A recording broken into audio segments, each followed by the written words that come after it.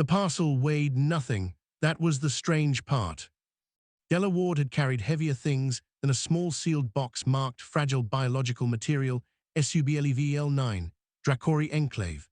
She had carried a man's last breath in her hands once, pressing down on his chest in a hallway that smelled of antiseptic and old floor wax, counting compressions while the monitor flatlined and the resident on duty stood frozen in the doorway. She had carried a mother's wail after a shift that went 19 hours without a single good outcome. She had carried all of it home, set it quietly on the inside of her ribs, and gone back the next morning. A box of biological samples was nothing. Cradle Station at 6 in the morning had a particular quality to it, not quiet exactly, but unhurried. The outer corridors belonged to the maintenance crews, and the inner passages filled slowly with the early shift Lorani vendors setting up their stalls, their forearms moving in perfect coordination, stacking goods with a practiced efficiency that Della had always admired. She nodded to one of them as she passed. He did not nod back.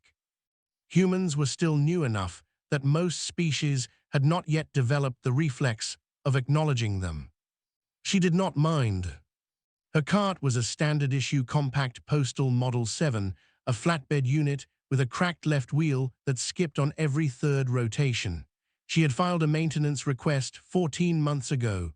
The wheel still skipped. She had stopped noticing. Brell had given her the new assignment the evening before, sliding the manifest across the depot counter with the slightly apologetic expression that his species, the Lorani, made when they were about to say something they considered mildly embarrassing. Sublevel 9 has been reassigned to your route, Brell had said. I know it is far, and the enclave there is well. You know who lives in Sublevel 9. Draori, Della said. 3 previous couriers declined the route reassignment. There is no penalty for declining. I want you to know that. Della picked up the manifest and looked it over. 6 stops, reasonable walking distance from her existing route if she cut through the connector corridor near the water reclamation plant. Does the route pay the same rate? She asked. Yes. Then I'll take it. Brell's expression shifted to something that might have been relief. They are not known for being welcoming to outsiders. Most people aren't, Della said, and went home to sleep. The first 5 stops on her route that morning went without incident. She delivered refrigerated medication to the Surath family in Block 14. She'd been watching the delivery window on that one for a week, knew the elders' treatment schedule, had quietly flagged it for priority handling without being asked. She dropped a crate of machine components at the Gorathi repair bay, where 2 enormous gray-scaled workers glanced at her and went back to their work. She left a personal parcel for a Velrathi trader who had been waiting 3 weeks and looked close to tears when she handed it over. The trader said nothing. Della marked it delivered and moved on. Sublevel 9 was at the end of a corridor that grew progressively darker, not because the lighting was broken, but because the Draori had submitted a formal residential preference request to have illumination in the approach corridor dimmed to 30% of standard. The compact had honored it without argument. You honored most things the Draori asked for. They were the oldest spacefaring species in the compact by 11,000 years, and their patience for being ignored had its limits. The enclave doors were black stone, not stone exactly, but a composite material made to look like it. They were tall. Everything about the Draori was built tall. Della pushed her cart to the entrance, squared her shoulders the same way she had once squared them before entering a trauma bay, and knocked. The door opened on its own. That was not surprising. What was surprising was the inside.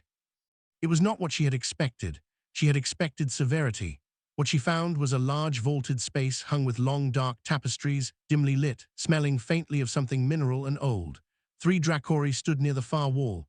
They were tall, close to 8 feet, with scaled skin the color of deep charcoal and eyes that caught the low light in a way that reminded her absurdly of the monitors she used to watch in intensive care. Steady, measuring, aware of everything. She stopped her cart just inside the door. Package for Elder Sovrak, she said. Her voice was the same voice she had used to tell families their person wasn't coming home. Calm, level, present. All 3 of them went still. Then one, the largest, standing to the left, dropped slowly, deliberately to one knee. It was not a stumble, it was not a mechanical adjustment. It was a gesture of such deliberate weight that the air in the room seemed to shift around it. The other two followed, all three of them kneeling, heads slightly lowered, in silence. Della stood for a moment. Then she checked her manifest, found the correct parcel, carried it to the low receiving table near the entrance, and set it down gently. "Have a good day," she said. She signed the delivery receipt on her handheld, turned her cart around, and left. In the connector corridor, she paused and wrote 3 words in her daily log. "New stop added." She thought about it for a moment, then added 2 more.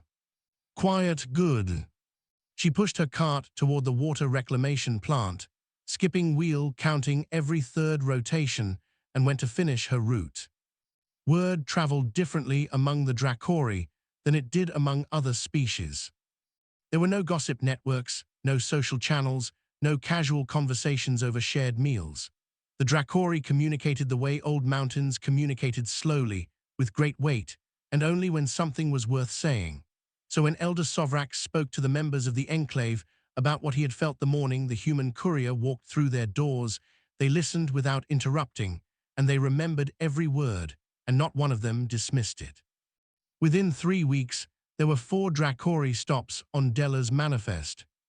She added them to her route the same way she added everything, by calculating the most efficient path, adjusting her departure time by 11 minutes, and updating her cart's load distribution so the cracked wheel landed on the smooth section of corridor near sublevel 9 more often than not. She did not think about the kneeling.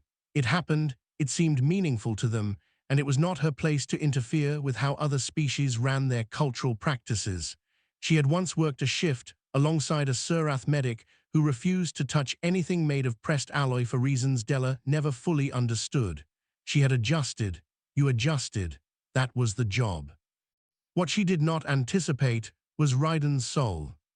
He appeared on a Tuesday, falling into step behind her near the Lorani market quarter with the particular energy of someone trying to look casual while being anything but. He was tall for a human, mid-40s, with a compact intelligence badge on his jacket that he had not bothered to conceal.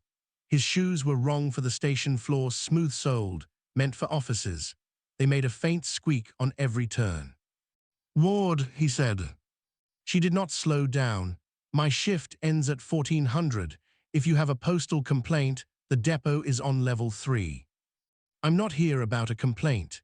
He caught up, fell in beside her. "I'm here because a Velrathi trade minister filed a formal inquiry with Compact Central 3 days ago. He witnessed something on this level that he described, and I'm quoting directly, as deeply alarming to the stability of interspecies relations." Della stopped her cart, checked a parcel number against her manifest, and turned left into a residential corridor. What did he see? A Draori warrior kneel for a human mail carrier. She said. Raiden waited. She did not add anything. He followed her for 6 more deliveries, watching. She greeted every resident by name.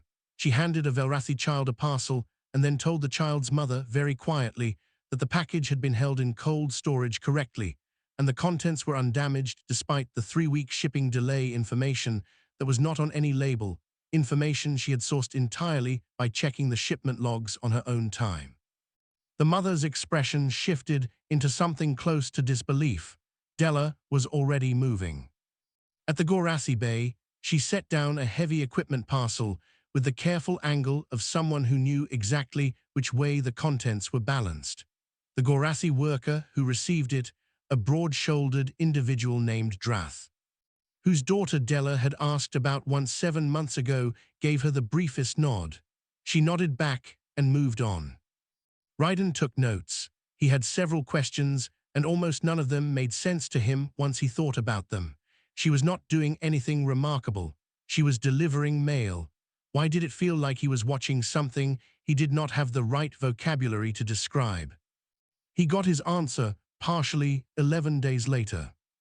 Draori diplomatic emissary arrived on Cradle Station for what were described as routine trade negotiations. His name was Var, and his title translated to something close to regional voice, which in Draori political structure sat roughly equivalent to a planetary governor.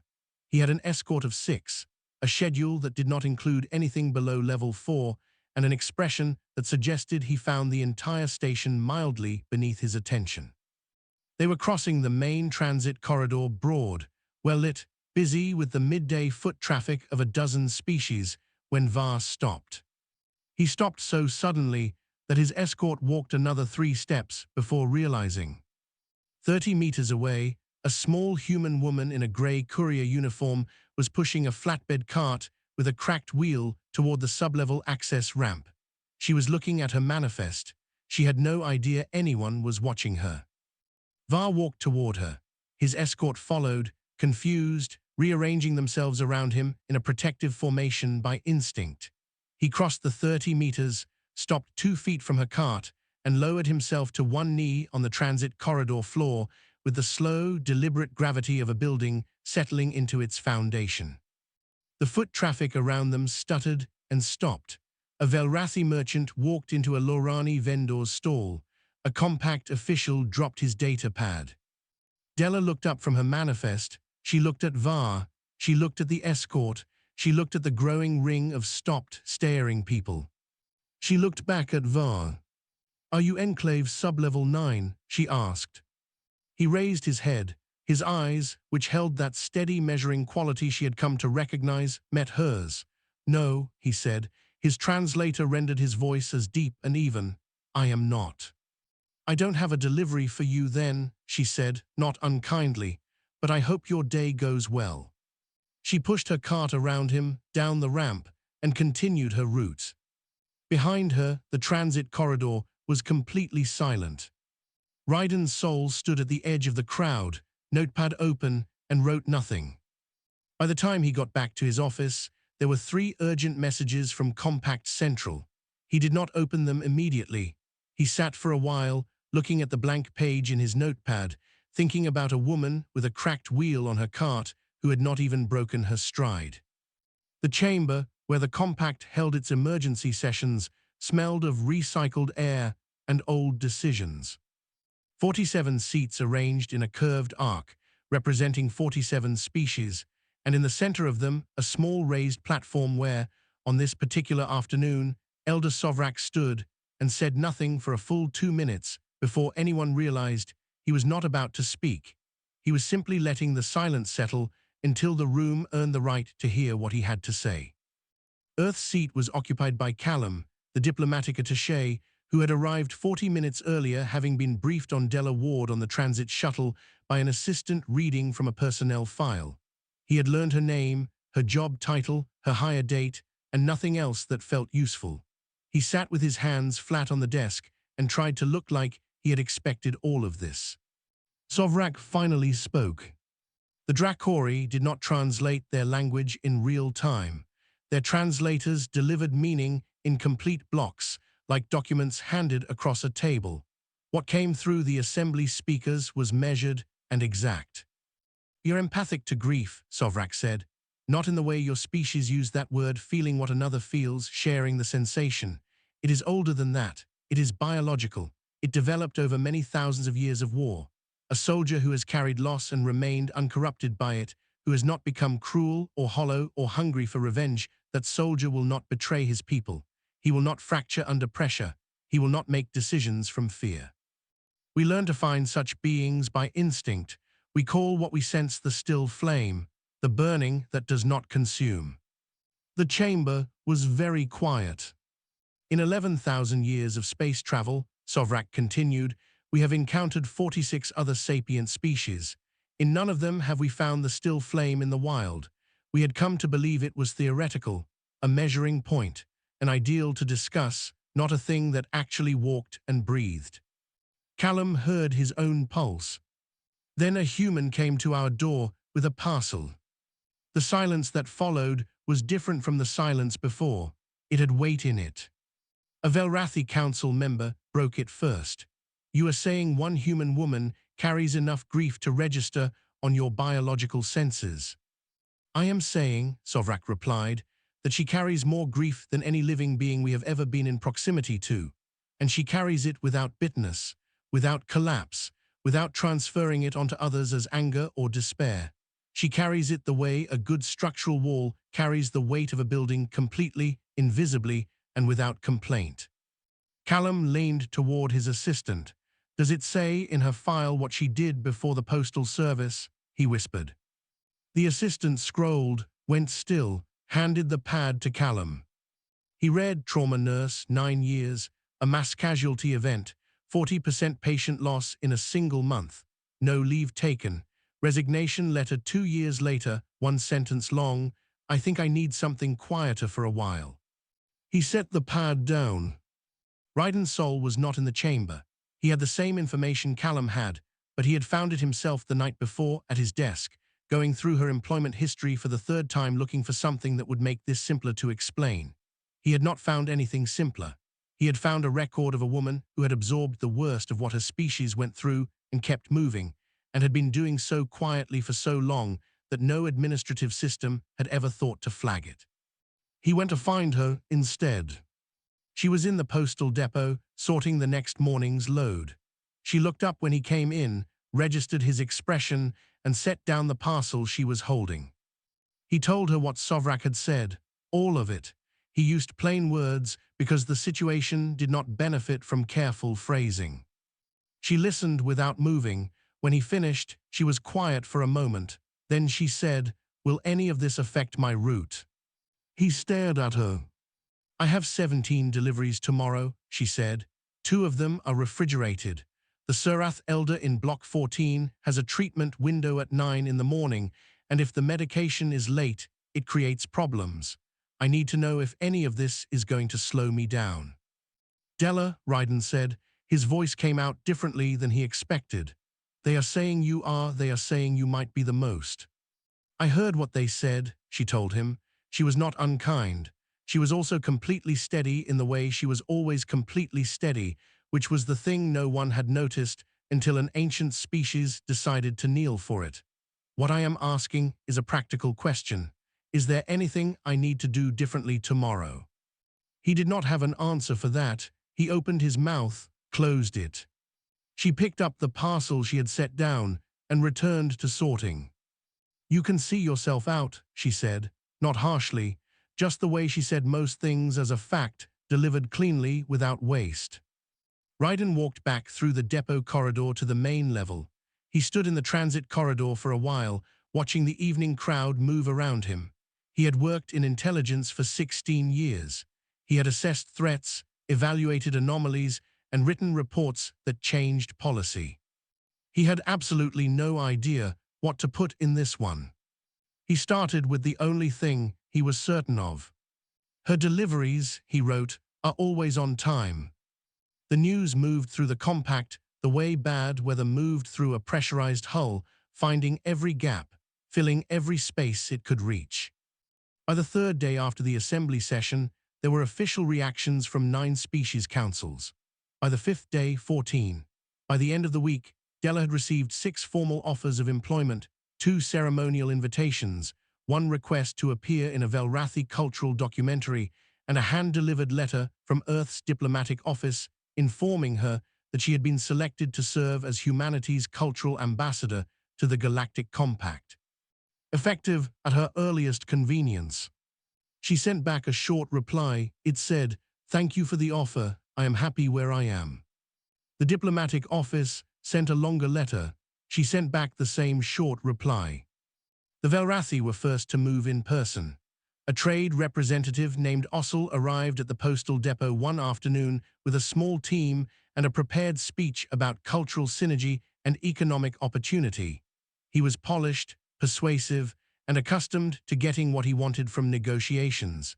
He spoke for 4 minutes. Della waited until he was done, then said, "I'm not for hire," picked up her manifest, and went back to work. Ossel stood in the depot for a moment, then left. He had never been declined so briefly in his career. He found it, to his own surprise, slightly refreshing. The Surath sent researchers, 3 of them, with scanning equipment and a formal letter of academic intent. They set up near the entrance of the Level 3 corridor on a Tuesday and began observing Della's route with the concentrated focus of people who had dedicated their lives to understanding things. They were quiet, professional, and very much in the way of a flatbed cart with a cracked wheel. "Excuse me," Della said, on the second time she needed to navigate around their equipment.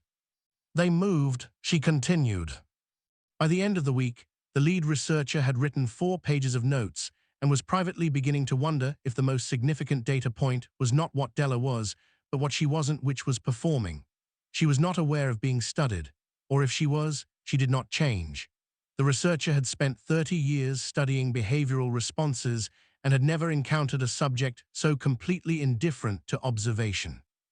The Gorathi response was the one no one had predicted. The Gorathi and the Draori had a history that stretched back centuries, most of it contentious. The Gorathi did not accept the Draori's judgment on matters of honor or status without challenge.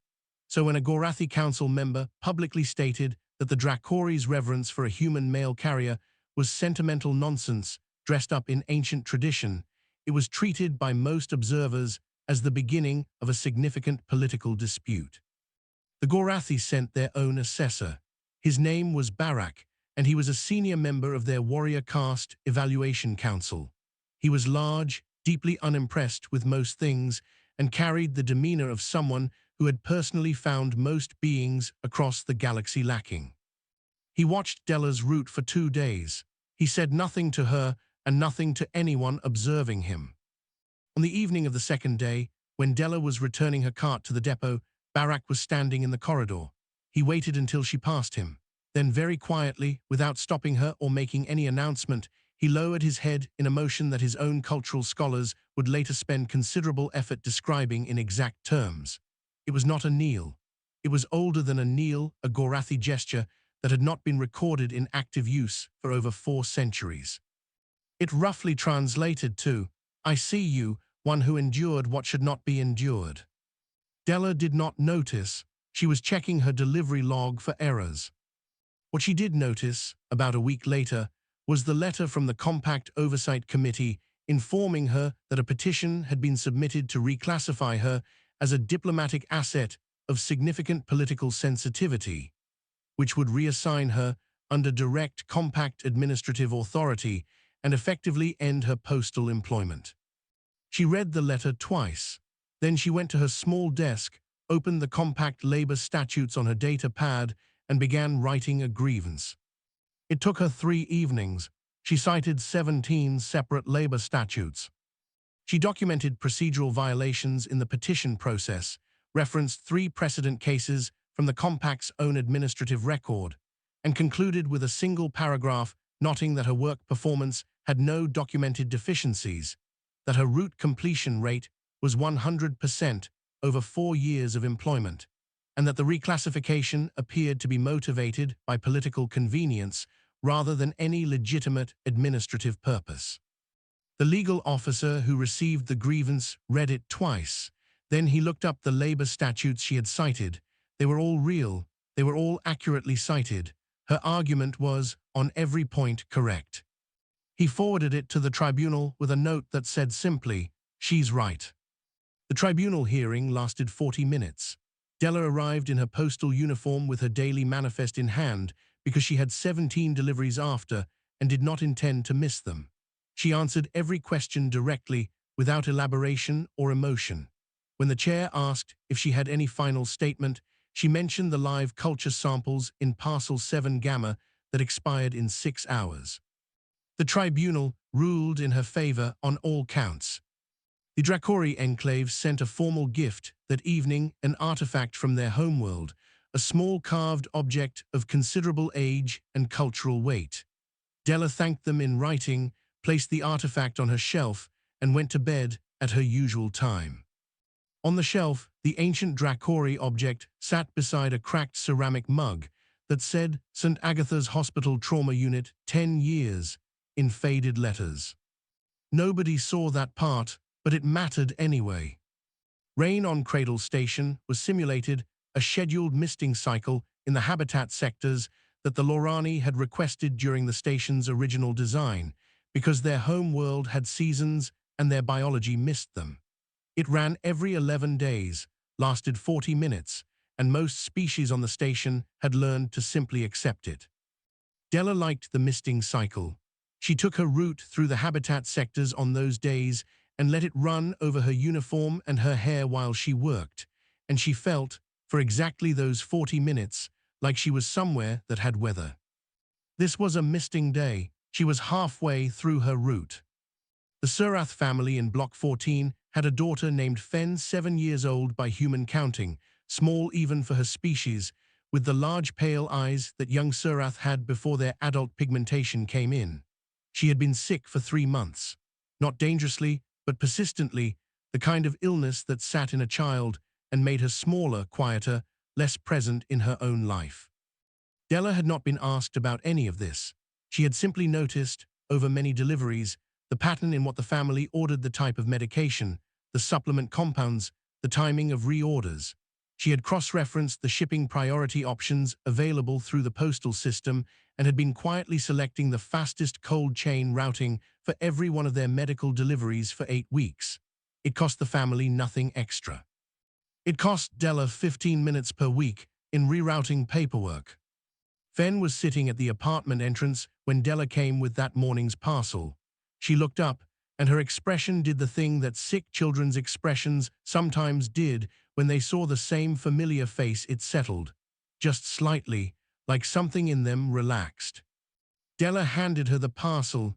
"This one's cold," she said, "so don't hold it too long." Fen looked at the parcel, then at Della. "You always come on time," she said. "That's the job," Della said. She smiled at Fen, marked the delivery, and kept moving. Ryden's soul had largely abandoned the pretense of an active investigation.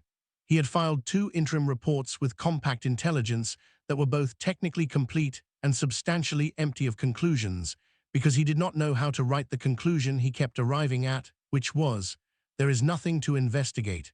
The thing the Draori recognized is real. It has no security implication. It is just a person. He had started carrying half of Della's cart on the sub-level ramps. He wasn't sure when he had started doing this. She had not asked him to. She had also not told him to stop, which from Della constituted something close to welcome. They were on the lower ramp to sub-level 9 when Elder Sovrak appeared.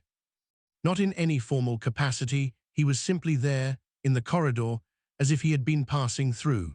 He fell into step on the other side of Della's cart, and the 3 of them walked in silence for a while, which would have seemed strange in any other context, and in this one felt almost natural.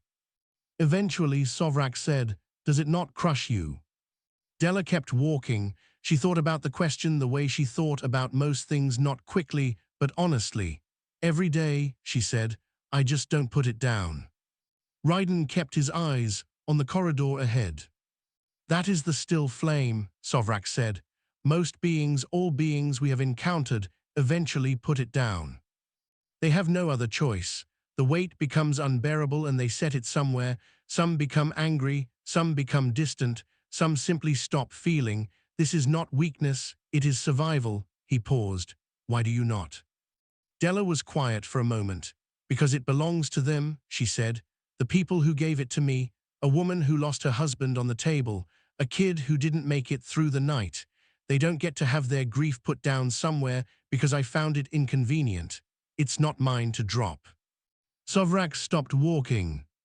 She didn't. She continued down the corridor, cart wheels skipping on its bad rotation, misting cycle damp on the shoulders of her grey uniform. He watched her until she turned the corner. Then he stood in the corridor for a while.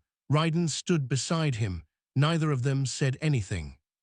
They were still standing there when the call came through on Ryden's comm, a report from Level 6. A lost child, Surath female, approximately 7 years old, separated from family group near the supply sector.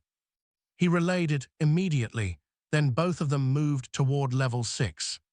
They found Della first.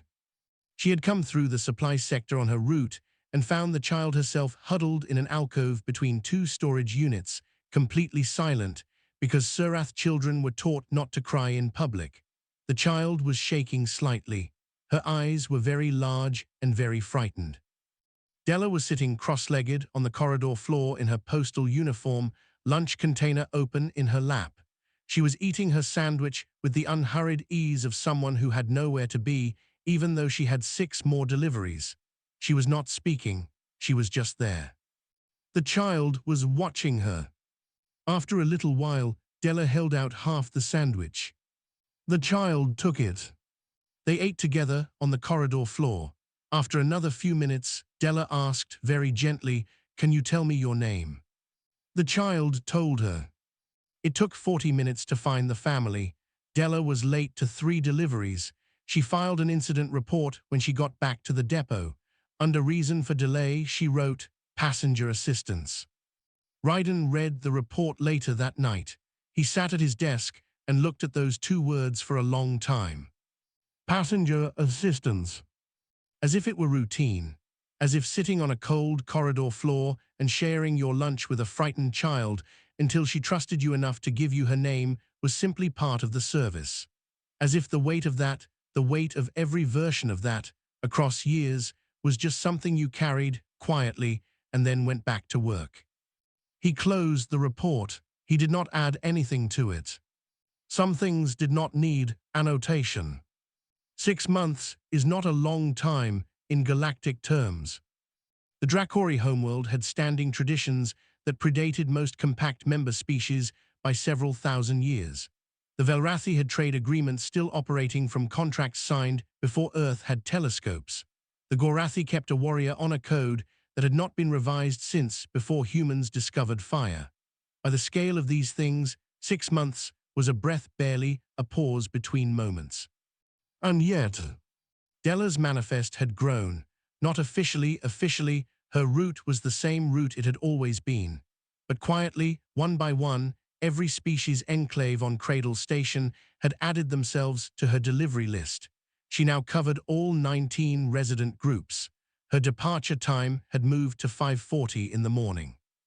The cracked wheel on her Model 7 cart had finally been replaced, not by the maintenance department, who had still not processed the 14-month-old request, but by a Lorani repair technician who had simply fixed it one evening while she was off shift and left no work order. She had a new wheel now. She did not know who had done it.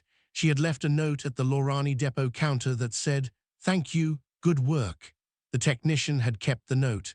So had every Lorani on that shift who had read it, which was all of them. The Draori homeworld sent a formal delegation to Cradle Station on an unrelated matter, border survey agreements, standard administrative work. On their second day on the station, they requested, through proper compact channels, permission to hold a small recognition ceremony. The ceremony was for Della Ward, postal courier, and the title they wished to formally grant her translated, after 3 rounds of linguistic consultation, to approximately, "She who burns without consuming."